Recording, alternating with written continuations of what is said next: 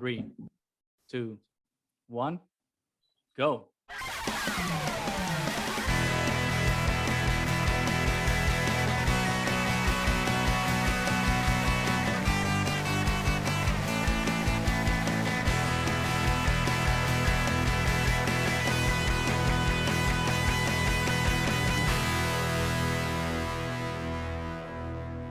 Back, everybody, to the Triad of the Force podcast, a podcast from 3 Puerto Rican friends coming together to do deep dives into Star Wars and other nerd-related media. This is season 3, episode 19, and we would like to dedicate this episode to my niece, Marina. She was just born on July 14th, stealing her own mother's birthday. Oh my God, yes. Yeah. Baby Marina. Yeah. Equal parts, the best luck and the worst luck, because that's Yeah. nothing more beautiful than to, share your birthday with your child, I guess. But also that means no more birthdays for you. Nope. But she's the first baby in the family, so we're all very excited, and she sounds like Grogu, which is great, and it's super cute. Oh, and no. We love her. She's super cute. You have to buy her like the ears, so just to so she fulfills the role completely. There's so much stuff for babies. This is gonna be crazy. I mean, obviously, we're all Star Wars fans. We're gonna try our best that she becomes a Star Wars fan as well.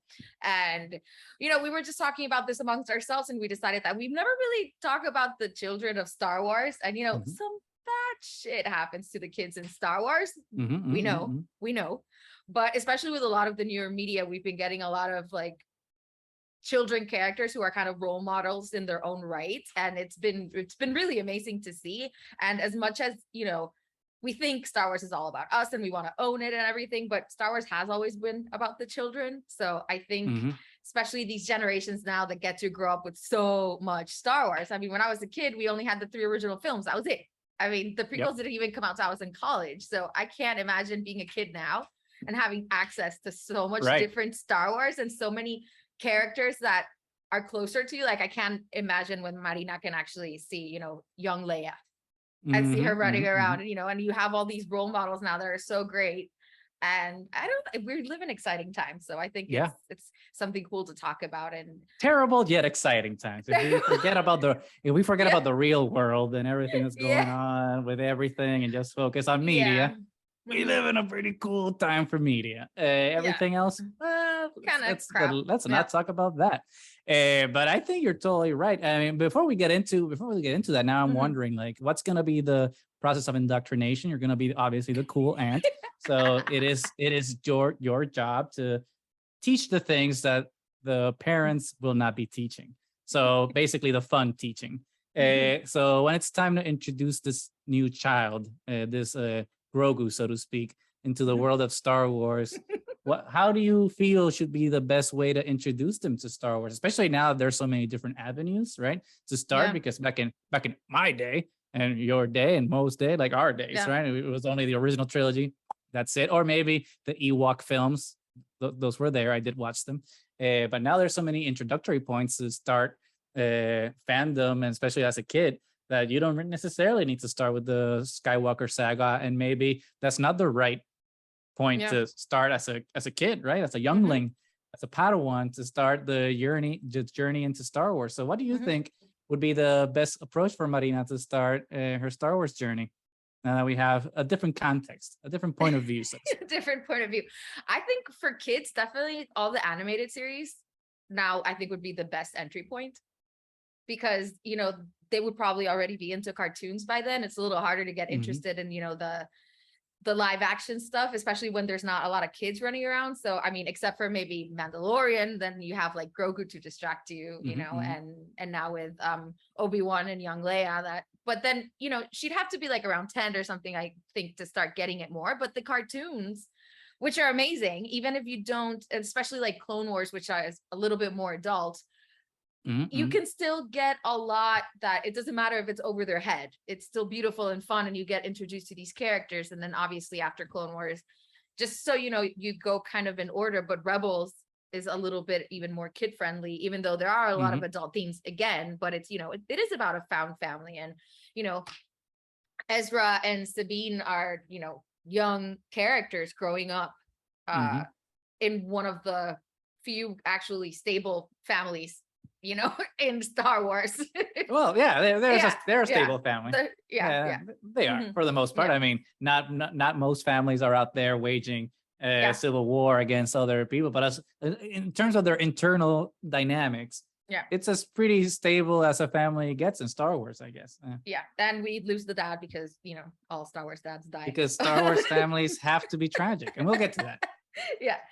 But I think there's a lot really good. I haven't seen Star Wars Resistance, but I felt that one's even more kid friendly for the younger Mhm. generation. So I think there's a lot of fun stuff out there. And obviously I think the toys are a good entryway as well, because there's Mhm. so much stuff now, especially there's so much fun Lego stuff. And then kids can start with Mhm. Legos really young. And then you can start in with the other Legos things, just throw in some Star Wars. Here, fall in love with Star Wars. Go. Love it. But that's the cool thing about Legos, though. Yeah. You get them for them, but then you're like, okay, no, I'll Yeah. help you. And then you just, it's really for you at the end of the day. So that's the advantage of Lego. It's kind of like, yeah, it's a gift for kids, but not really. And lightsabers, obviously, an awesome gift, because then you can teach them of the ways of Order 66 and not to mess, not to mess with an adult. Oh, terrible. That is not the message we want. No, the bad parenting. Well, you're not the parent though. So true. But and no, to that I point, don't think neither was Anakin. So terrible. Yeah, but I'm pretty true. sure that the massacre of younglings is not the best way to introduce children into Star Wars. That is true. Yeah. It's interesting. It's interesting because we can make the argument that it is the best way, because they create empathy for their other jungling friends at school and accepting and then stops bullying from doing. You can equate like bullies are like Anakin killing junglings. You have to stop them. And it also teaches them the reality of life. Life sucks. Harsh realities. Yep. Sometimes the mentor that you look up to is going to murder you. Sometimes with a lightsaber in a very few cases. But it's interesting the though. Original Star Wars kid, little baby Annie, is gonna murder everybody eventually. Just little baby know Annie. that's gonna happen. We'll get to him. No, but it's really interesting, especially now that we're reframing, right? How to access Star Wars, right? And what entry point for Star Wars is, especially when we look at it from like a young child, right? Because now we're always looking at it like, oh well, we're adults and we engage with Star Wars as adults, but we forget how we kind of came about it and like what things we were interested in when we were children and what things really appealed to us as children. So it's always kind of nice to kind of pump the brakes sometimes and be like, well, I want a Darth Vader horror movie. Oh, and I want like a R-rated Star Wars. I don't, but but kind of get caught up in these like, oh, how much adult can Star Wars get? And it's really, well, Star Wars was never, I mean, George Lucas has said this since the beginning, right? Star Wars was never really for adults. It's escapism and it's for children. Childlike wonder. They were PG films. And to kind of humble ourselves and see Star Wars in that perspective and see who it's actually made for, kind of makes it fun again, because you don't have to take it seriously all the time. Hey, there's nothing wrong with taking it seriously, but also relax and be like, hey, this is weird. We're not the target audience. It's Marina in a couple of years, and and hopefully your other nephew, when they come along, I don't know their name yet, but when they come along around September, right? Yep, September. So there we go. Oh, it's a twofer. Yeah. Ish. In separate arenas. But that's cool. That's cool. Well, Mazel Tov, like it's a beautiful, beautiful baby girl. I hope that the parents start getting used to not sleeping, and also, get that Disney Plus subscription renewed, because they're gonna be using it. Oh yeah, so much. I just feel bad. I know I keep digressing from the main topic, but now I feel bad for like this kid, because this kid, all like MCU, for example, now if they want to start watching, like they can't just watch Avengers 10 whenever it comes out. They have to like go back and watch 17,000 shows and 27 movies, and like just to be able to understand whatever the hell's going on. It's like that's the disadvantage, I think, of the MCU, is that you have to have a lot of baggage. You have to be on the train for a long time to be able to understand. So like kids nowadays have it hard. because they have a lot of catching up to do with all of these interconnected multimedia platform storytelling that all of these companies are giving us. Which to that point, I think that's one of the accessible parts of Star Wars. Technically, like you can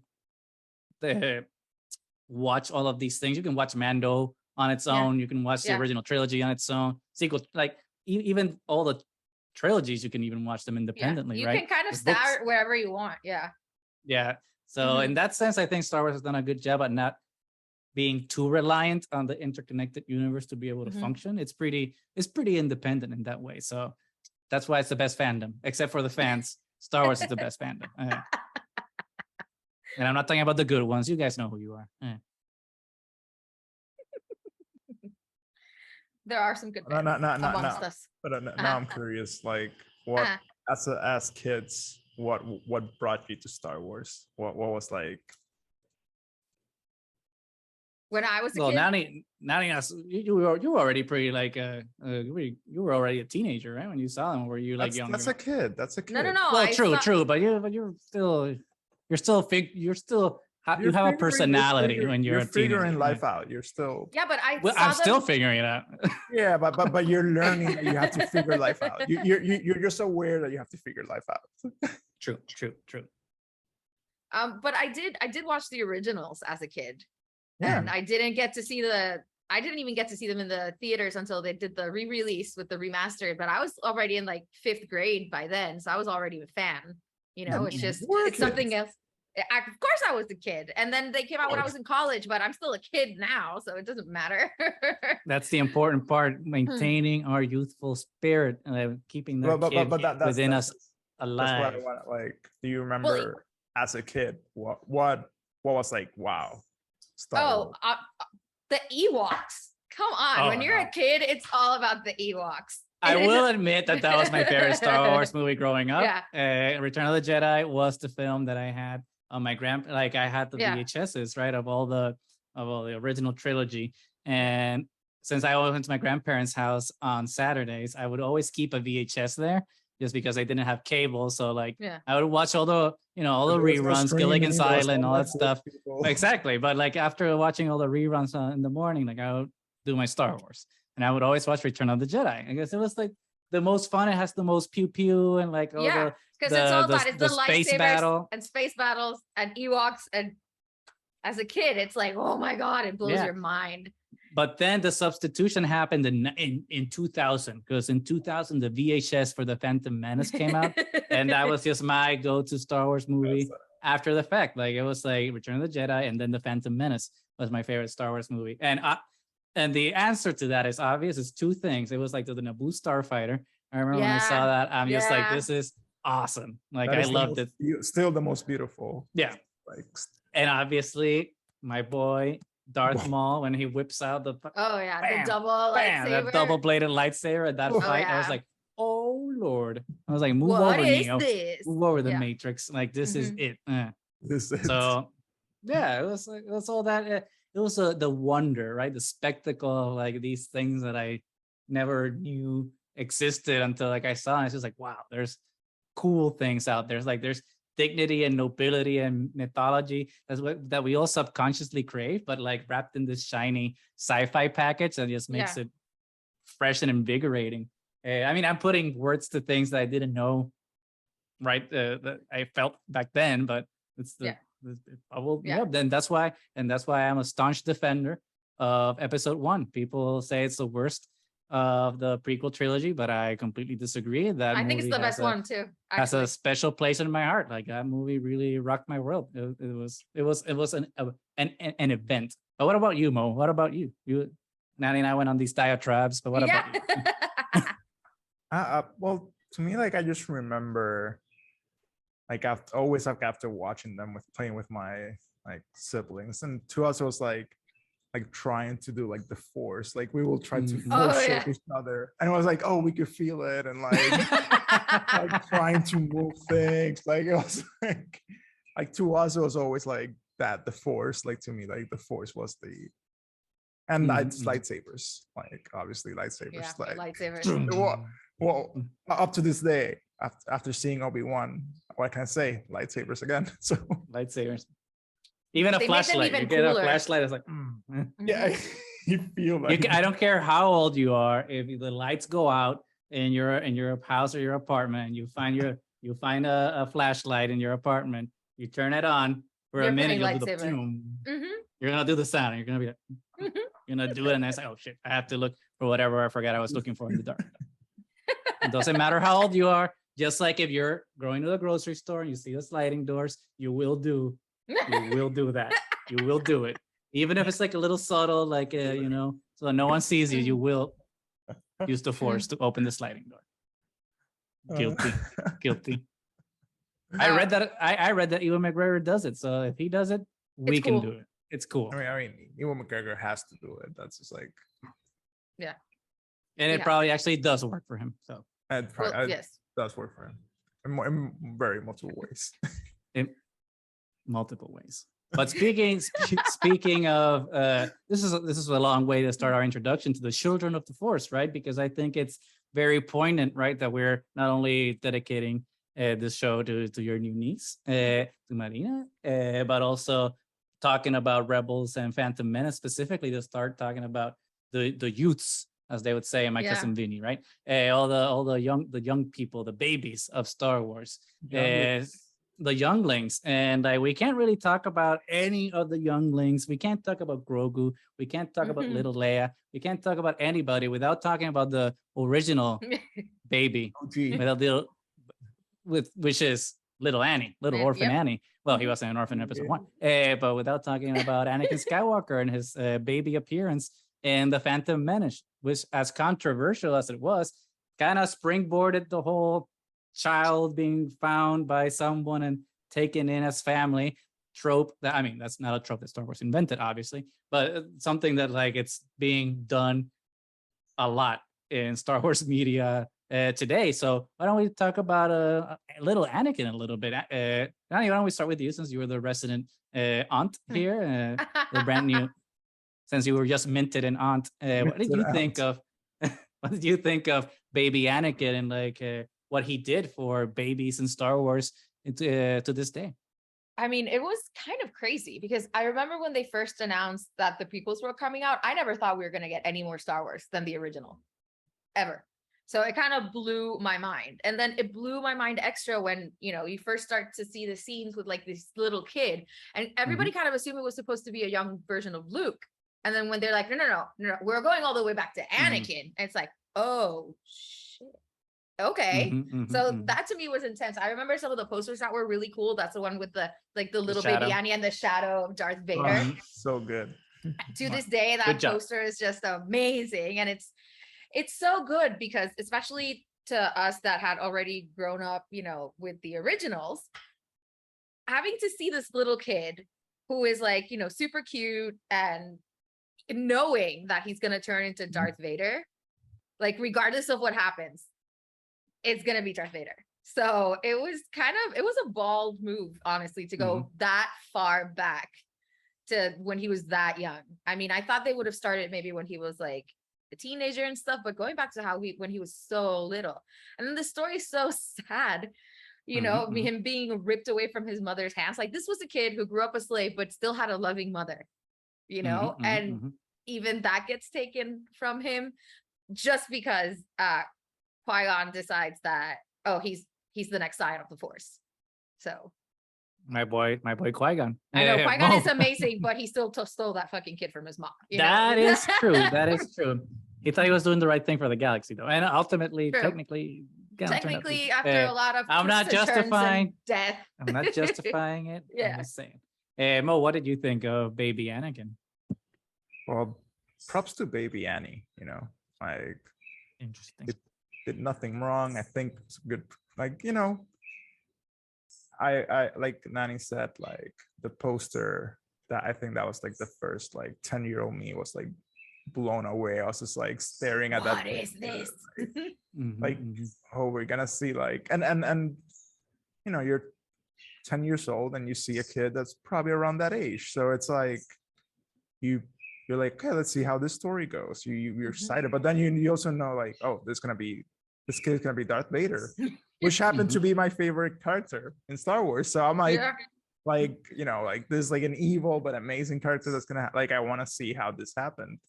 And then to see such like an innocent portrayal of Vader was amazing, because it's like a contrast between like this is what like there's the childhood innocence of it all, like and being like it's like to me like all the flaws that people like talk about, it's like it's more like Annie being in tune with the Force since it was young, like being able to use the starfighters and like shoot and be like yeah, like of course he's gonna be able to do that. He's gonna be Vader down the road, so like he's in tune with the Force and like just go and just the same way like it's the same way I saw like Rey, like oh she's in tune with the Force, she can fly the Millennium Falcon and be okay with it, like or so like I love seeing like that portrayal of like the innocence of like the evil that's gonna spring, and that's where all evil, like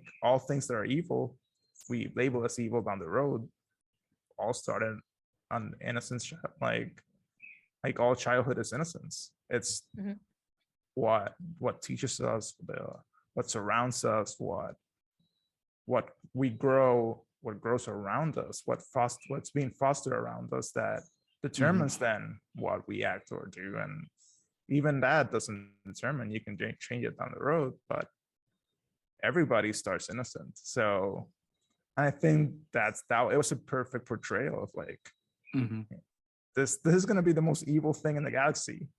Yeah. But look at this cute version of it, like, and it's an innocence of it, and props to that, like especially the way he was framed, because it's a kid that could have been bitter already because he was a slave, but because he's like so well loved by his mother, and he has like this need to just kind of help people. He just helps people without having to get anything back in return. And if this kid is going to turn to Darth Vader, so I mean, if that kid can turn and can fall so far, basically anybody can, which was the message. I mean, which is I guess the road to hell is paved with good acts. Good intentions. So it's perfect portrayal of like this is how Vader starts, of course, the innocent child that wants to help everybody. And feels the failure of not being able to help. It's definitely interesting because I love how both of you are framing it, because it's giving me like more appreciation, obviously, for Anakin's character in episode 1, because if there is one aspect of episode 1 besides Jar Jar, but that's an easy thing to talk about. But one aspect about episode 1 that I've never been the most thrilled about was not Anakin, but like Anakin's age, right, in the movie, because I felt it was kind of a mistake. And I always my comparison has always been like the Bible. I'm just like, hey, even Jesus, when you look at Jesus' story in the Bible, he's born, and then we fast forward. We fast forward to the cool stuff when he's doing miracles and stuff, walking on water. We don't focus on like the awkward scenes and little Jesus with the Jufro going to synagogue and stuff. No, we just skip to the good part. So I felt that's how Anakin's story should have been. It's just like, okay, well, yeah, he was a kid, but how interesting can kids be? Let's just go to when you have a personality and you're actually cool. But I'm turning around to it, and especially with what you were saying, Mo. I think it's very interesting, especially with that framing, and especially with looking now like at the trilogy itself with all these years, right, of distance from having seen it, because now we can see it with perspective and like seeing what George Lucas intended, and kind of see it as the 3 chapters, right? The child, the teen, and the man, and like all these aspects of Vader, of how it's just framed to him like as a person, and then how he became more machine than man, like this vision of evil. So I dig it now. I think it was ballsy. I'll give that to George Lucas. George Lucas said like, hey, I'm doing whatever I want. This is my saga, and like I'm putting a little baby Anakin, and everyone's gonna love it. And people were resistant, but I think everyone's come around to it, myself included. So the only thing, right, that I have like now against this whole Anakin thing is the whole thing that Star Wars keeps perpetuating, which is destroying healthy parental figures. It's like, it seems that if you're a good parent, you will die in this galaxy because like Shmi bit the dust. Bail Organa bit the dust. And it's like every good parent eventually dies. And that's not cool. Like I understand in terms of the hero's journey, how that can be necessary for the character's development, but it'd be nice if once in a while we got like someone who had a happy upbringing and their parents are still, you know, sending them hollow messages saying like, hey, I'm proud of you. Keep doing what you're doing. You're doing good. I still have your grades up on the fridge. So it's in Resistance a little bit like that. no, I mean, without getting into spoilers, no. No. I don't know how else to answer that question. But the whole Annie and Padmé thing still gives me the cringe though. That I'm never gonna get over that completely. That's just cringy. Yeah, too much. But that's just it's the like you hired two separate actors that were so like it was like weird. Yeah, it was weird. It was weird.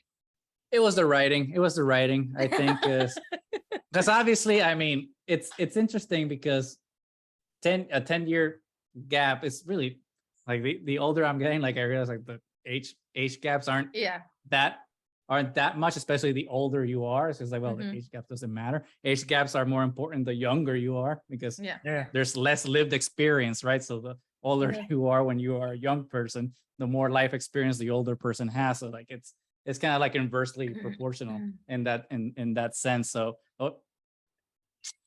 it's one of those things like I compare it to like what's the Twilight, you know, like the vampire person, what Batman, what's his name, Robert Pattinson with what's her face, Kristen Stewart. Just like he's a person that's lived thousands of years. What the hell could he see in this 16 whatever age this person is? Like what can they actually talk about? So that's what I always thought about with Padmé and Anakin. She was a queen, goddamn. She was a queen when she was a teenager. Now she's a senator. She's seen the world.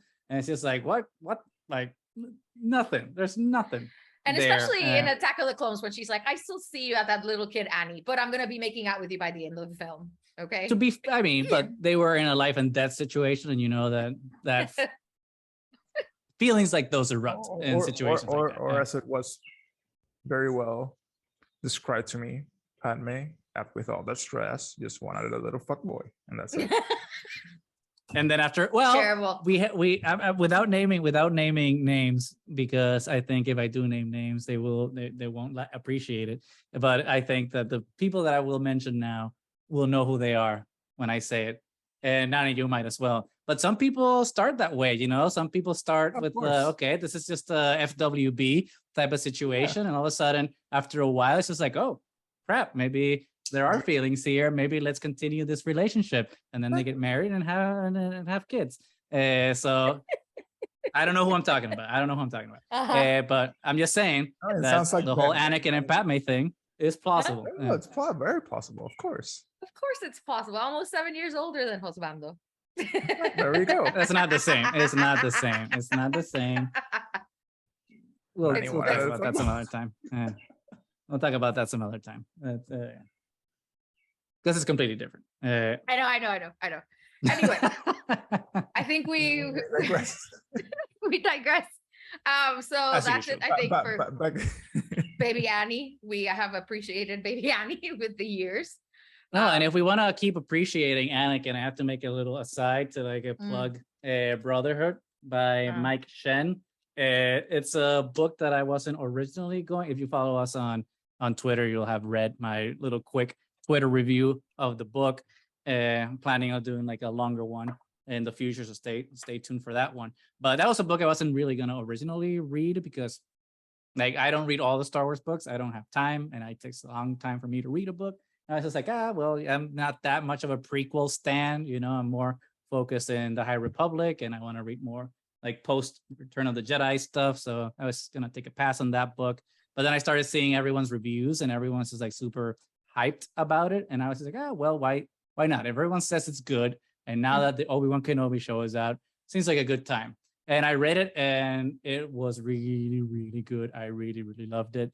Gave me a lot of expanded universe vibes from the old stories, like the thriller vibes of everything that's going on with the mystery of the story. But I think the most important part that I wanted to plug with the conversation that we're talking about with Anakin is what Mo was saying. And the book does a really good job about showing that part of Anakin, which is that part of like the caring and the passion and the friendship and the love that he has, and like how that was his crux, right? That was the thing that made him the best person he could be, but also took him to the darkest path he could ever take. So definitely recommend that book. It's a 5 out of 5 for me. If you want to see what happened in that business in Cato Neimoidia, that's the book for you, because obviously that is the book that tells that story. But also it does a really good job too of not just talking about like Hayden Christensen's Anakin from Attack of the Clones or Matt Latner's Anakin from the Clone Wars. It kind of melts both of them together, so you can hear like both of their voices as the story goes along. So it's a really good book cool to bridge the gap between Attack of the Clones and the Clone Wars. So if you're looking for a book to read, there's a bunch to choose from, obviously, but Brotherhood is amazing. And right now I'm reading Shadow of the Sith, which is also very, very good. So make sure to check those out. But without further ado, let's come back to the Children of the Force. Because Anakin started the trend, right? He was the first baby. Yeah. And he started that trend of like a baby losing the parent and then needing to find a substitute parental figure. And from there, we've like gotten like a slew of other babies now, not babies. I keep saying babies, of children, children. of youths in Star Wars. And I don't know, who do we want to tackle next? There's so many. I don't know if we should go in chronological order or just like chronological. Still sort of like a little bit of chronological. What we remember, I guess. After, I think the next one would technically be Ahsoka. Ezra. Oh well, Ahsoka. Yeah, Ahsoka. She was older. So if we want to consider her in the baby squad, we can put her in the baby squad. Well, yeah, she was still a Padawan, and she Youngling. grew up with very Anakin. true, very true. So yeah, so she was a child, and we get to see her grow up a lot. And obviously now we're gonna get the live action version as well. So it's gonna be really interesting to see all of that. But yeah, but we saw her definitely growing up. We didn't get obviously as much from Boba Fett, but Boba Fett was another kid of Star Wars. We did get baby Boba. That's true. Oh my god! How did you guys feel about that? I think there's less to talk about. Well, there's a lot to talk about all of them. What was your guys' impression of baby Boba in Attack of the Clones? Apparently not that good. I mean, it was. I guess it was part of the story. I don't know. It was something. It's like you see, like because like I really didn't care for Boba at this point. So it's like okay. I guess it makes sense. You know, you're talking about. Yeah, it was just gratuitous, right? Like it's like, okay, well, this character could just not be here, and the movie would be exactly the same. Yeah. Well, but it gives a backstory for Boba Fett, like how he got the armor. True. So why not? True. I mean, true. You already have a. I mean, I don't see us better. It's just neutral. You know, it's just there. Like it's chaotic neutral or. Just neutral. True neutral. Just true neutral. Well. I mean, I still thought it was pretty cool. It's just another poor kid whose dad gets murdered. That's how I was gonna go. Yeah. And it's just that scene where you see him grabbing the helmet and just kneeling on the ground. It's so sad. And then we didn't see that much of him in Clone Wars, but it was really interesting to see him like growing up with these bounty hunters and everything that comes from it. So again, up to that point, I wasn't a huge fan. I didn't really become a fan until they like brought him back in Mando, and then obviously the Book of Boba. Oh yeah. And now in hindsight, it'd be cool to kind of like rewatch those episodes, especially with the possibility of maybe them bringing him in Bad Batch. Yeah. So I mean, it's a very interesting. It's because it's now comparing him to Omega, because he's like supposed to be the Alpha, and then she's the Omega, and the difference this is the real Boba Fett. That is the real Boba. Yep, that is very not cool. Return of the Jedi. It's this one. The fact that he was he was supposed to be raised by his dad. He wasn't being raised as a clone, and the dad gets murdered and he doesn't know what he belongs. And we see in a few of the arcs that he kind of, infiltrates by pretending to be one of the clones. That's a good episode. And we get to see Omega, who's different. She's growing up with clone troopers who are, different from the rest, but she's kind of growing up in this loving family squad, and he grew up in a squad of like murderers and backstabbers and bounty hunters and Cat Bane. Oh, I love that. And it's love that. Such a difference of how they're being raised. And if they actually like meet at some point during the Bad Batch, I think it'd be really, really cool to see, like, especially how she would react to, you're the same as me almost, then why are you going this path? So same but different. As long as they don't pull a Loki on us, I'm good with that. No, it's not gonna be Loki. They're in the same world. They're not gonna do the Loki. And Loki, it makes sense.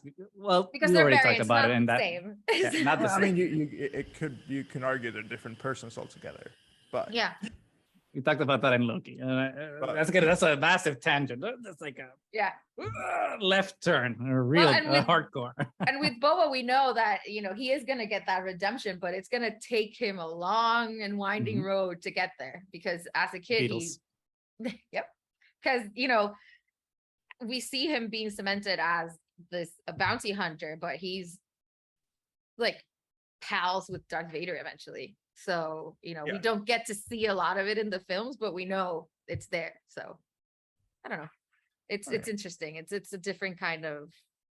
But I love that framing. I love that framing that you just did with because I never thought of it. So like it's giving me even more appreciation of Alpha and Omega, right? Of Boba and Omega, and how they're different but same, and how they're immersed in like these found families, and how one is nurturing and how one is destructive to an extent, because one is just there to fuel his need for revenge and lead him down the path of bounty hunting, and where Omega is just with a family that just wants to do right for her and like nurture and make sure that she's living a positive and loving life. And I liked it. And it's like because it even ties right into like theme of Alpha and Omega, like the binary of like the positive, the negative, and like how they're both the same, but they're both different, and like how they're framed in like the same circumstance, but in opposite environments, if that makes sense. So I dig it. Boom. Extra points for baby Boba. You enhanced my baby Omega. And there we get, 2 children of the Star Wars that are still, hopefully, we're gonna get some more out of them. So, and Omega is very similar to that end, right? She's very similar to Grogu, right? Because she's the found youngling by like the begrudging parent that doesn't want to be the parent and is just trying to get rid of them, and then all of a sudden she's like, well, actually, I do like being your dad. So it's like Hunter is to Din Djarin as Grogu is to Omega. So it's a trope. We're seeing it a lot, but it works. There's a reason why they keep doing it. People, think like are hooked to that trope, and it works. It's very endearing. I just wish that these children could keep their parents too. Like it's all fine and dandy to find, a parent that loves you, that wasn't, that's, not the one that was there, that, that was supposed to be there, but the one that found you and that loves you. But it's also nice to just have the, representation matters. A lot of us have parents that love us, goddammit. And I want to see parents that love us that are alive. Well, I mean, and even the adoptive parents get killed all the time. On Beru, Uncle Owen. Yeah, Uncle Owen. Although now with Obi-Wan Kenobi, we do know that the only reason they're dead is because they took down a lot of stormtroopers before. We know that, they destroyed them. They took out a whole battalion of stormtroopers. Yeah, they had to send the special forces to take down Uncle Owen and the Beru. We know crew. that right behind them, that they're just corpses and mountains of dead stormtroopers. Yeah, absolutely. The battle lasted like 3 days. Yes. Oh my God. It was there's songs sang in all the cantinas in Tatooine. If you hear in the desert, the wind will whisper. The wind whispers Beru's name. It's like the last stand. The last warrior of of the Lars clan. Oh my god. So good. How has that not happened? There needs to be like a Westeros style, like Game of Thrones, like a song or something that we can just sing, like the Reigns of Castamere, but like but of Beru. Their battle cry. Of Aunt Beru coming to get you, but she will. She will.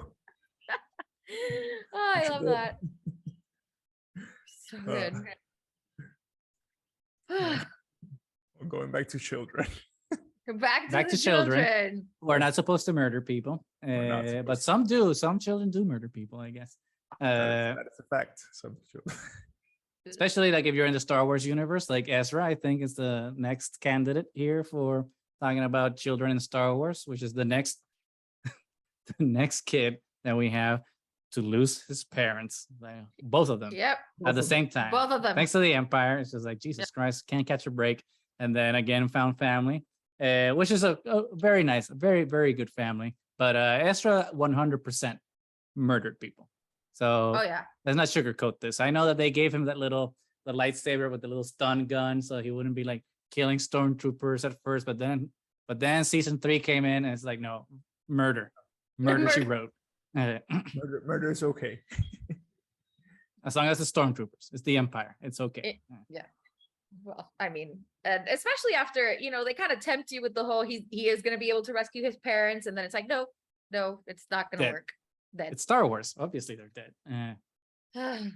Did you guys like Ezra when you started your Rebels journey? Because I know when I started Rebels, I was not vibing. Ezra and I did not vibe, and it took me a while to get on the Ezra train. So how was that? How was that journey for you guys? I don't know. You first, Mark. I don't think I ever got to vibe that much with Ezra. I understood Ezra. Like I can see where it was coming from, but like you do you. Like that's true, and I think that's the important thing. Not every character is gonna resonate with you, like, but at least I think I think it was a Rebels thing in general. At first, that's 100%, 100%. And I don't know if that was by design or that was like the show just trying to find itself, or or I don't know, but kind of by design. It seems by design to me. It kind of makes sense, you lost your parents, you're trying. You're annoying. You're on like you have, of course, like you're not gonna be a well-behaved kid, like. True. Like I thought it was by design, like and then you get to like be okay with them. Like you don't need to love them. Some people do. No, a lot of people love Ezra, well, and rightly so. I mean, because now it's the time for the return of live action Ezra with the Ahsoka show coming on. I don't know if you guys, probably not, because I'm the one that's on Star Wars leaks on Reddit all the time. But the trailer for Ahsoka leaked online. I mean, the trailer from Celebration leaked online, and it was glorious. I mean, I'm not gonna say. I haven't seen it. I mean, it was just like a 1 minute thing. It doesn't show too much, but it does. I'm gonna spoil it. Fuck it. Okay. Spoil it. But like the end of the trailer, I mean, we see Ahsoka. Duh. That's not a spoiler. She's in her show. But there's 3 things. There's 3 things from the trailer. I'm just like, okay, this is gonna be awesome. It's one part where like Ahsoka's walking by, and then you see Hera walking in front of her. Like you see the Hera's back. It's like Hera confirmed. Obviously. Oh wow! And then the end of the trailer. That's amazing. And then the end of the trailer, it just zooms in to the mural that Sabine did at the end of Rebels, and it's exactly like the mural from. They didn't change it. It's the exact mural from the animated Rebels, and the camera just zooms out, and it's the back of Sabine's head looking at the mural. And that's the end of the trailer. Wow, that sounds very exciting. Interesting. Yeah. And obviously, when they're zooming into the mural, it's looking at Ezra. So that's just like, okay, live action Ezra, come on. Yeah. And I wasn't that excited, honestly, about the Ahsoka show, but now that we know that Hera's confirmed and Sabine is confirmed, I am way more excited. Thrawn. We can't forget my boy Thrawn. Come on. Yeah. So who I'm absolutely sure. I mean, I know we're talking about the children of the Force, not about villains in some other show. But I'm absolutely sure that Thrawn's going to turn out to be an anti-villain. He's not going to be like he's not going to be the antagonist of the show. It's going to appear that way at first, but then he's going to somehow end up helping them or something. And he's going to be like a good guy in the show. I mean, at least that's what I'm hoping, because he's my boy. So we can't kill him. We can't kill him. He's a good guy. He's a good guy. He's just doing what he needs to do to protect his people. You can't fault someone for that. And I think that's something that Ezra would understand as well, because that's what he did in Lothal. So they've been alone. They have to have a bromance at this point, like Thrawn and Ezra. They have to be like best friends at this point, when they've been like with space whales in the unknown regions for who knows how many years. They have to be vibing. Unless it's like a Lost in Space situation where it's just like like no time has passed or something. It's Will Robinson with like, I forgot what the doctor's name is, and the doctor's just like manipulating Will Robinson. Unless it's that type of situation, which I hope not, because again, Thrawn is my boy. So I only wish good things for Thrawn and Ezra. So here's for the friendship. Fingers crossed. It has to. Yeah, so I thought he was kind of whiny at first too. And then especially compared to a character like Sabine that I loved almost immediately. Mm-hmm. And, she's also estranged from her family. Obviously, her family doesn't get dead. It doesn't get got. That's true. Yeah. But, I mean, she's also completely exiled from them and, tainted her family's name and all these things. But there's a redemption arc, though. Yeah. Of course there is. I know. But just saying, like, comparing when you start watching that show, a character like Sabine, who's already she knows herself way more. And I always loved, obviously, the way she painted the armor and all of that things that made her like very unique. And then you get Ezra, who's obviously younger, and he's framed whiny at the beginning. But I think very much Ezra really grew on me as the seasons went on. So same. Yeah, I can't really. Especially once he got the green light. I remember that season when he got the green lightsaber and got the haircut, and he was like, "There we go. That's my Ezra." Yeah. Like any character with a green lightsaber, I'm gonna be like, "Okay, you're in my cool book now." That's my favorite color lightsaber, and I think that there's a blue lightsaber fatigue in Star Wars right now. So like every time there's green or any color, I was like, "There we go. The party started." Oh, and going back to what you were saying, that maybe they do the manipulated relationship with Thrawn. I don't think so, because they already did that with Darth Maul, and I don't think they would do it again. I don't think he would fall for it again, honestly. So if he does, he's stupid, man. Like, no, don't do it again, Ezra. So that's a good point. I totally forgot the whole Maul thing. But what I do keep hoping, we're not even seeing, could be something like along the lines of like a romance, like Dumbledore and Grindelwald kind of thing. Oh, I don't think Lucasfilm has the balls to do that yet. Not yet. I don't think. If they do that, if they do this, like, because it would be like something like Call Me by Your Name, right? Because there's like an age difference there, and it's just like Thrawn's Ezra Senior and all that stuff. So it could get spicy. It could get spicy real fast. But I don't think they have the huevos rancheros to do that. Maybe the fallopian tubes. They don't have the fallopian tubes. They don't have the fallopian tubes. Mm-hmm. They don't have the continental breakfast. I don't care what you call it. They don't got it. I hope I'm wrong. We'll see.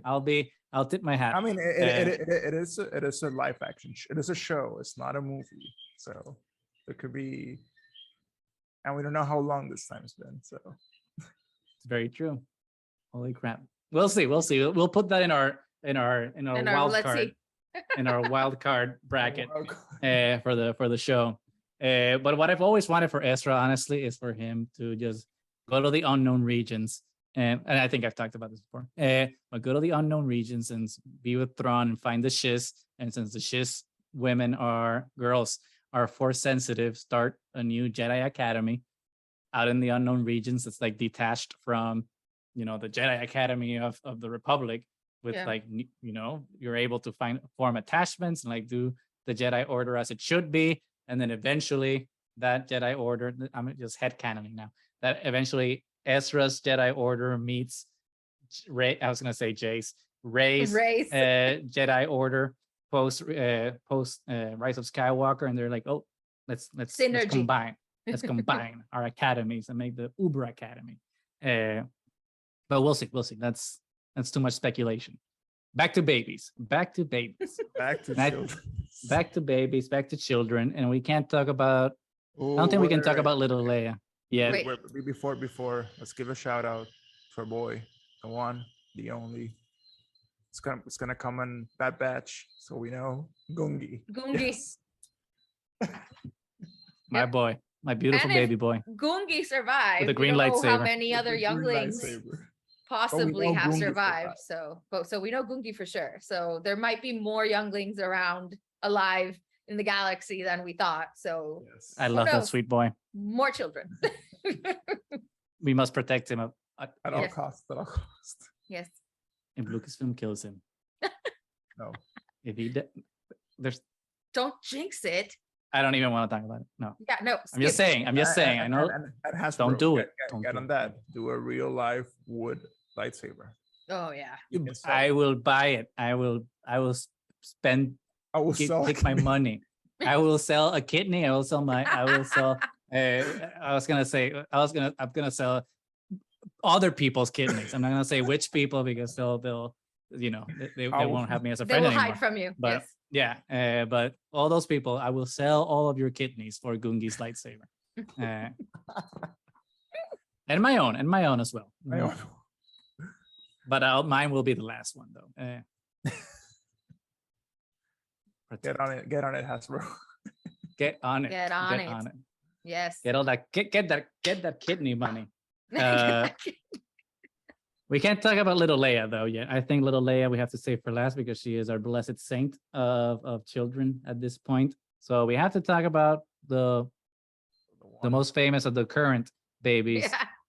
and that is Baby Yoda, the real baby. Grogu. Not the even OG, children. the OG. People weren't talking about babies before Grogu, Yeah, and Baby Yoda. Baby Yoda, aka not AKA Grogu. That's his actual Grogu. name.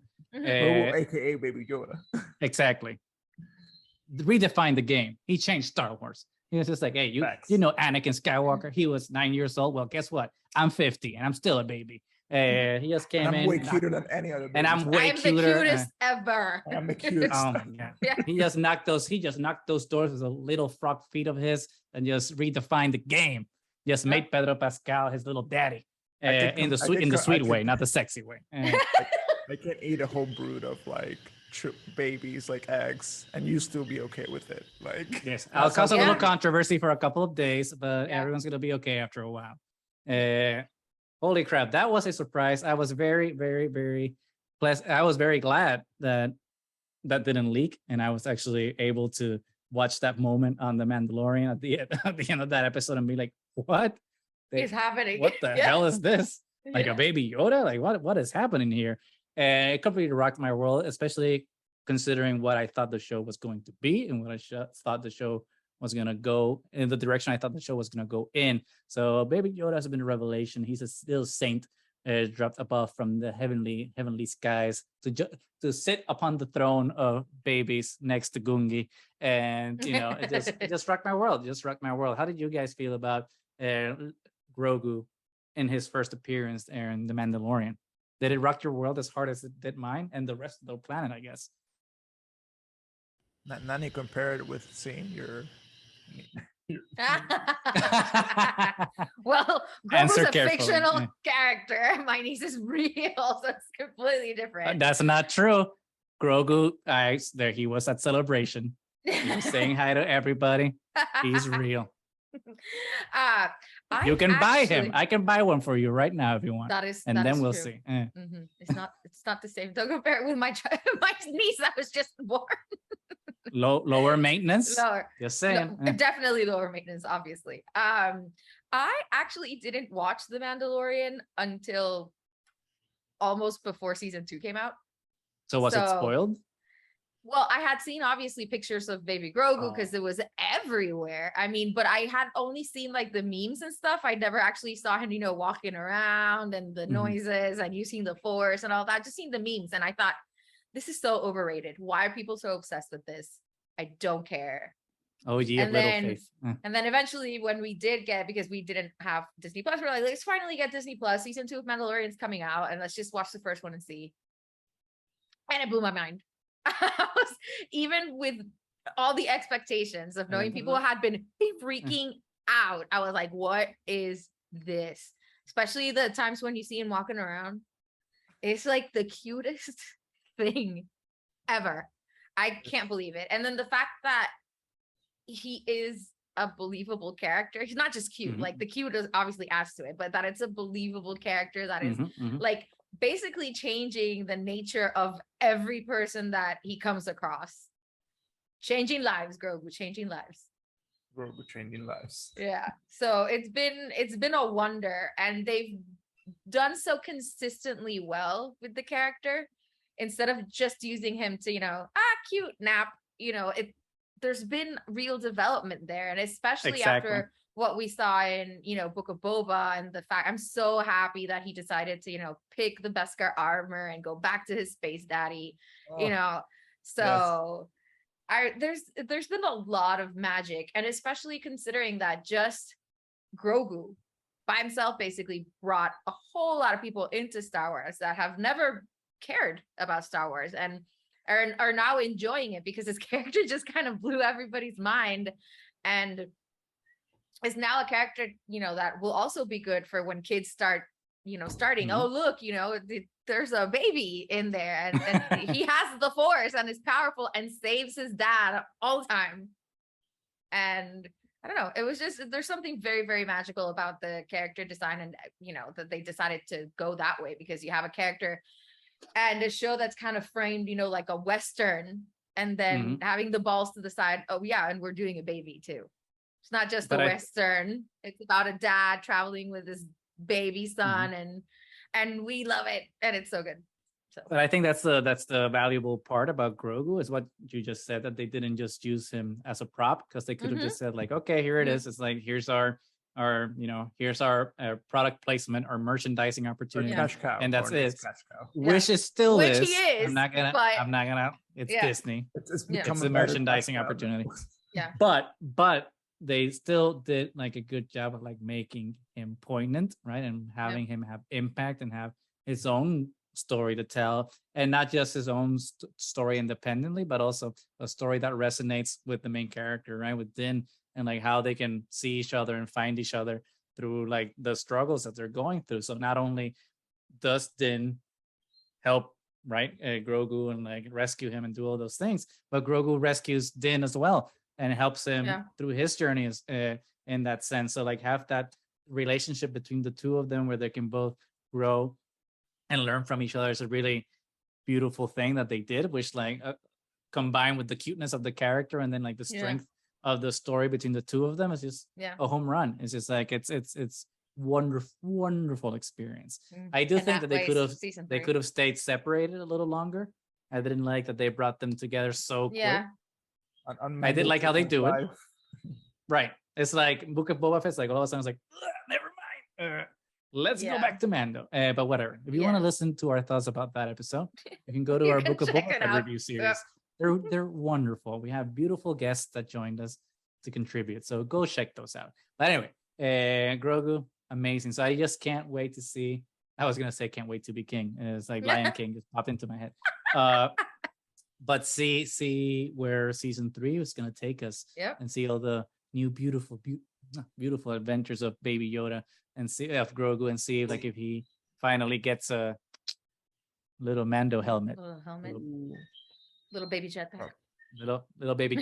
No, it's too young. Too young. Too dangerous. He can be like on the baby seat. Maybe like Mando can get a little baby sidecar. A carrier. Yeah. Oh. A carrier on his jetpack so that Baby Yoda can, also like Grogu can fly with him. But I don't think he's able to get his wings yet. He's not 16. Too young. Well, he is 16. You know what I mean? You can add. Well, they can add like a little like add-on where Grogu can just sit on. He's too light though. Like any jetpack, he's gonna go straight to the sun. No. I'm saying like on in top the carrier. On top of like a carrier, like on top of Jin's character. I'm sure onto the front so he can do things and shoot and stuff. I'm sure Pelimoto will figure something out. We'll figure something out. Oh, definitely. We know that she's the only Mando approved nanny for Grogu. So Although we do know that the mayordomo might be. Oh, well, Mhm. we'll see. We'll see if they're still We'll together. See what happens. we'll see what You happens. know, we that don't know if Pel is still working on herself. exactly. You know, maybe she just wants a FWB. You don't know. Or Hey, you don't know. That's how Padmé and Nani started. So That's how other people started too. But it was just fine. So we don't know. We don't know what capacity the majordomo is gonna have in Grogu's life yet. Yeah. But going back to children. Going back to we always did. What did you think of Grogu when it first started? But I was like I was expecting zero of Mando, and then I saw that ending, and then I was like, what like what is this like? Move. It's like ET on another level. Yeah, exactly. It's like ET, but on a whole other level because it's also Star Wars. So exactly, it's like where is next week so I can like see it? What is this? Insane. It's crazy how they were able to do that.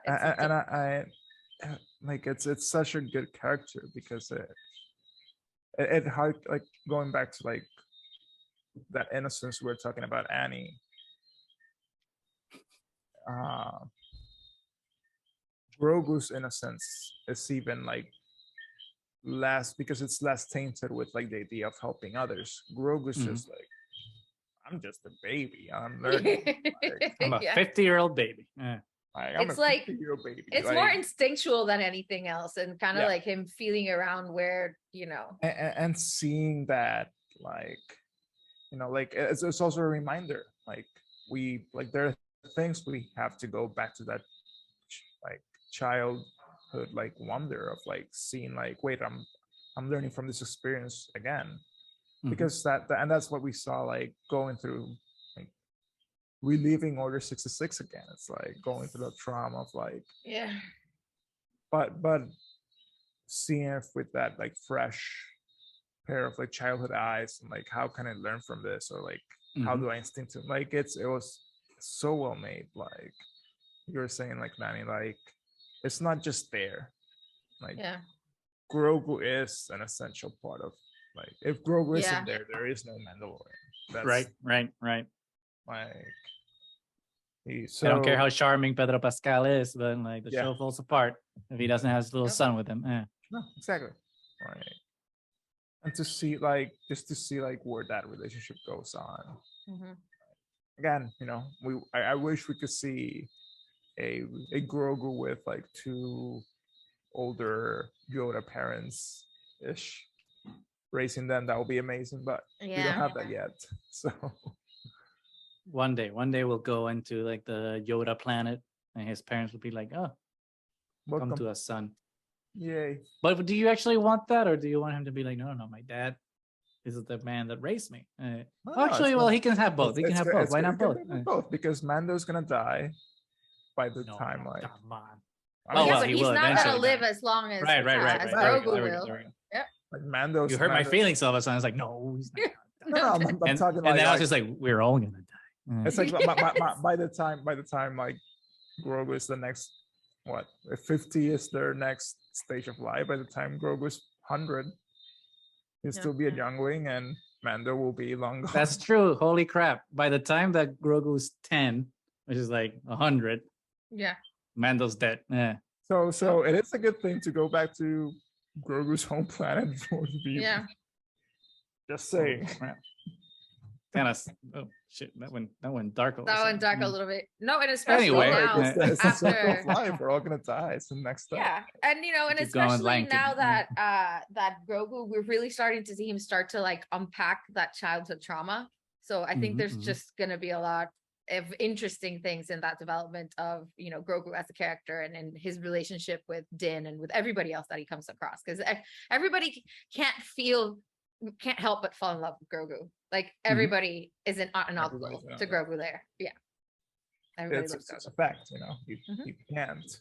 It's on the yeah. You can't argue with the fact unless you're I'm sure that's Republican, but, the only reason canonically Palpatine didn't see Grogu is because Palpatine was just like, he would have turned to the lights. He would have turned to the like lights. Yeah. immediately. Yep, turned to the lights, immediately. like, He's must like, protect the I'm child. gonna build houses for the poor. I'm gonna rebuild temples and do this. Papi plans knew he couldn't. have all fallen apart. You didn't need Luke Skywalker or Anakin Skywalker. You just needed Papi to look into those big baby Yoda eyes.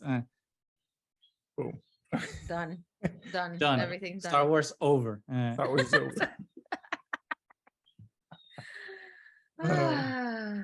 Well, then I guess this leaves us with young Leia. The amazing two. young I wanna- Leia. I want to end with another one, but we're gonna go with little Leia first. So obviously we've talked about her a lot since like Obi-Wan has still been in Fresh in the mind. consciousness, right? Since because the show only just ended. But let's recap a little bit.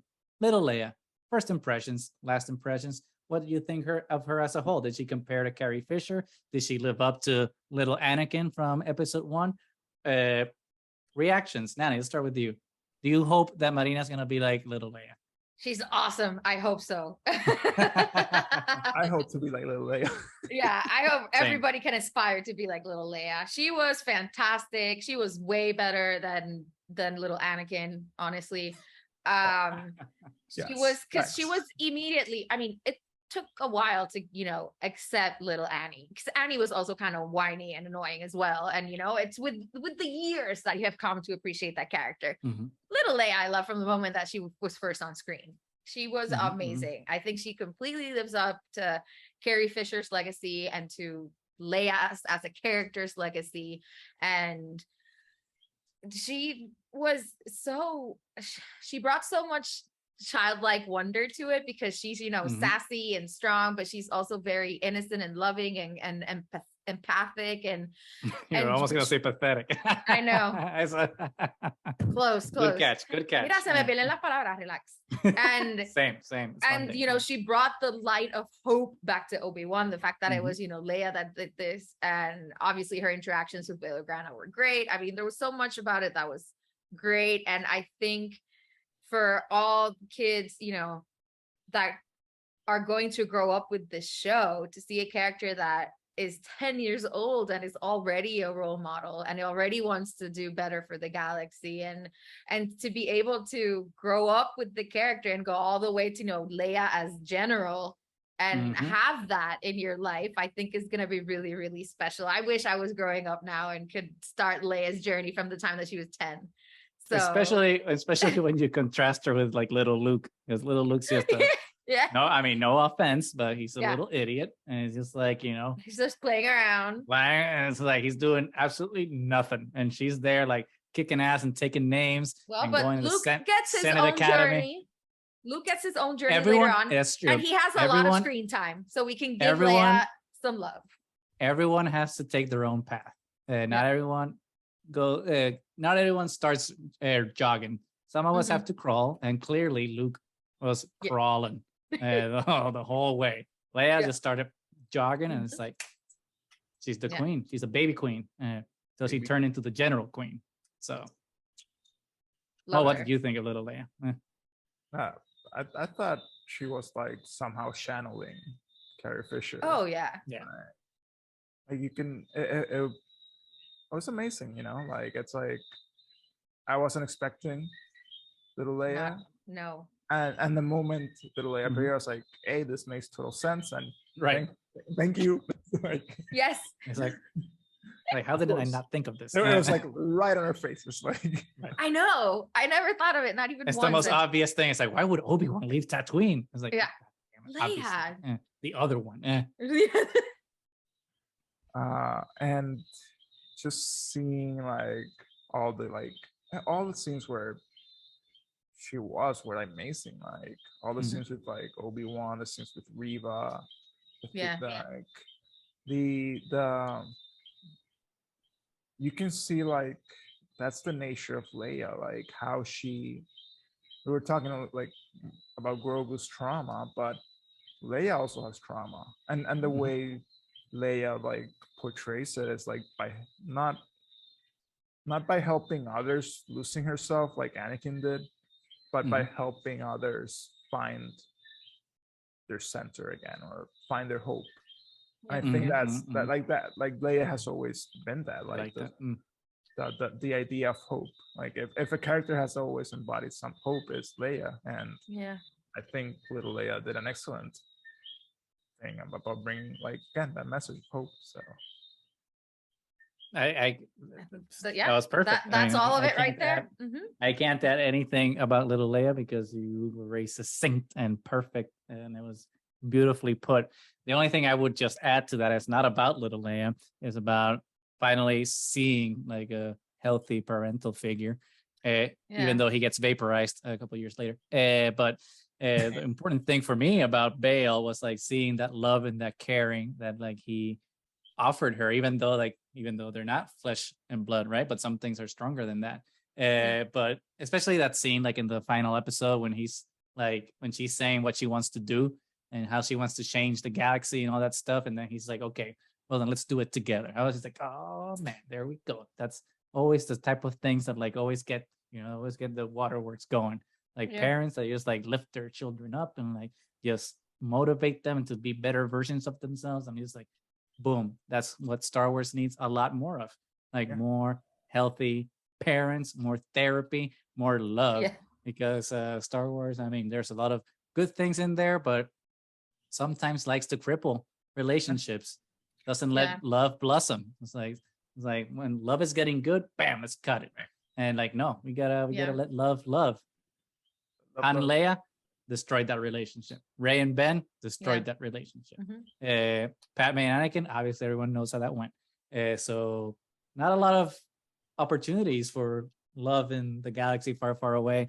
And we kind of need a lot more of that, because love is what makes us humans, and it's what connects us to each other, and what makes children grow up to be agents of light instead of agents of darkness. Even though technically in Anakin's case, love was kind of the thing that made him an agent of evil. Because he didn't know how to deal with it, though. It's because he never understood how to deal with it. Yeah, exactly. Just got consumed. I mean, I guess I can sympathize if I lost my mom the way he lost his mom, and then the way if I lost my partner the way he lost his partner, I'd be pretty upset too. So, I'll give him the benefit of the doubt. Not to do the killing Jungling's part, but well, that was a very annoying Jungling though. Master Skywalker. No. Maybe child murder is not okay. You don't know. You don't know what. You don't know what that kid like was pulling on Anakin for months before that. Maybe that was like the breaking point. It's like, kid, this is it. I've been waiting for this moment. No, not okay. No. I don't know. No. Who knows? No, not okay. No. Anyway, who did you want to end the conversation on? Jacen Syndulla, the love child of Hera and Kanan. Because I wanted to end that not just because he is one of the children that we see in the Star Wars galaxy, but it's one of the ones that we know the least about, especially because we only got that little, basically, one little cameo, glimpse. the cameo there at the end of the show. But I was reading, it's not a rumor, it was more speculation that Skeleton Crew, the new show that just went into production for Disney Plus for Lucasfilm, which is about like, it's supposed to be like more of a kid-oriented live action show and whatnot. One of the speculations that I heard online was that maybe one of the characters that might appear in the show was Jacen, which I would be totally on board with, because we get obviously Hera now in live action. Yeah. We got Professor Huyang in the Ahsoka trailer, which if you know, you know. So one of the theories was that like that show might include him as a character to not only continue his story from Rebels, but also kind of indirectly tie a little bit to Ahsoka. So what did you guys think of like Jacen's appearance in Rebels, as brief as it was, and what would you like to see moving forward with his character, especially since we know that his mom is still alive, but she's kind of busy. She's a working mom. She's a single mom. She's a general. She's got stuff to do. So what do we want from like his relationship with with her, and like what do we want to see from him in the future. We definitely don't want him to join the Jedi Academy because we know how that ends. Yeah. So Nani, let's start with you, since you seem to be like your machinations are going. Your machinations. Yeah, I mean, all we got with that was that little cameo at the end of Rebels, and it was so heartbreaking because Kanan dying really, really broke me. Like after that happened, I had to take a little break from Rebels for a little bit. I was like, I can't believe they just did this to me. And On a kid's show. on a kid's show. And again, you know, a loving family who, you know, adopted all these children, formed their own, but then their own kid gets to grow up fatherless. You know, it's no, Kanan. So yeah, so it was kind of horrible. So at the end, I was just happy that, you know, their love, because their love story was so good. I think it's been one of the best ones really in all of Star Wars. And it's because it's based on so much more than just, you know, lust and need and everything. They're so compassionate towards each other and trying to like navigate the fact that both of them have important roles and how to accommodate that without like one stifling the other, and just kind of helping each other rise above and be better by being together. So that this lovely union created this child, and then the child can't see them and how much they love them.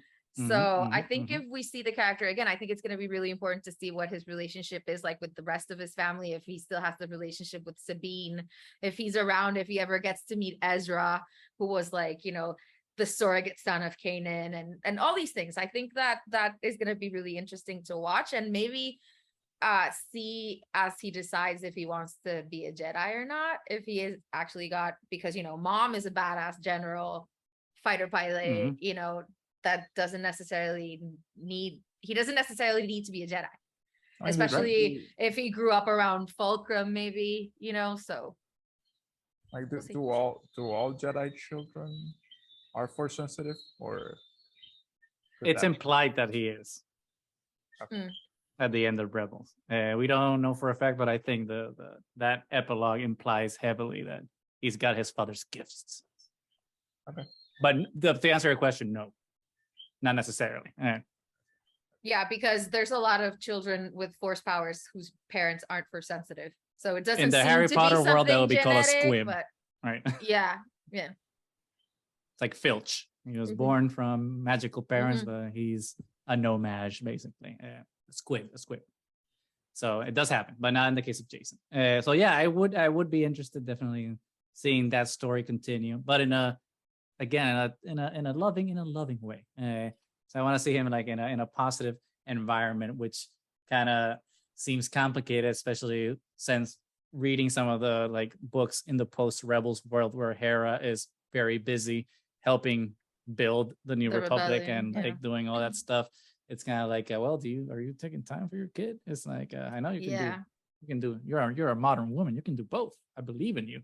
But we haven't seen that part of her life, dynamic. So it'd be interesting to see. Because we need healthy parental relationships, family relationships. In this galaxy. Yeah. There are definitely many more children, because technically every single person in the galaxy was a child at some point. Yes. But since they were not shown as children, we obviously did not talk about them, because that would take forever. But I think unless anyone has any other kid they would like to talk about, I think we've covered pretty much all the bases of all the children that we were gonna babysit on this hopefully youthful and entertaining episode of the Children of the Force. Children of the Force. I think I'm good. Sounds good. Until next time. Until the next baby next Yoda. time. Until maybe baby Yoda has a twin. Who knows? Who knows?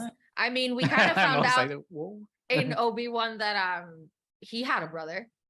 So you know, there's a much family more members. handsome brother, probably. Yeah.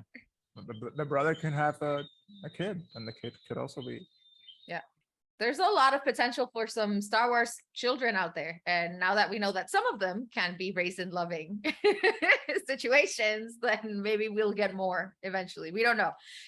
There's so much Star Wars. There's so many ways that it could go. So we have no idea. But some of these children we're still going to be growing up with because they are still children in the shows that we are watching. So it's going to be really interesting to see. And obviously, I will let you know eventually when Marina starts watching Star Wars, if she loves it, because she has to. No pressure. Well, she'll be the fourth member of the triad, like in maybe 10 years. Come October, we have to see a Grogu Marina at some point. So yeah, I know. That's good. Well, we will try. With the parents' consent, we can put a picture. We can put a picture on the social media. Yeah.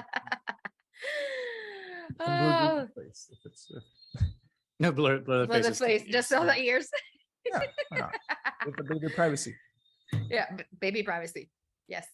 Well, I think that is it for today's show. We are Triad of the Force. Remember to like, subscribe, follow us anywhere that podcast can be found. Just search Triad of the Force. Remember to leave us some comments. Let us know if you like what we talk about or if you don't. Everything's good. Shout out again to little baby Marina, who will not listen to this for years to come, but it doesn't matter. Or never, perhaps. Or never. Yeah. Probably. Just as long as they watch the actual, Star Wars content, I'm actually buy some t-shirts someday. Someday. I mean, technically, we could give the baby a t-shirt already. That's a good point. That is a good point. We could. Yeah, we should. We do have money. Stuff. Yeah. Well, until next time, may the Force be with you.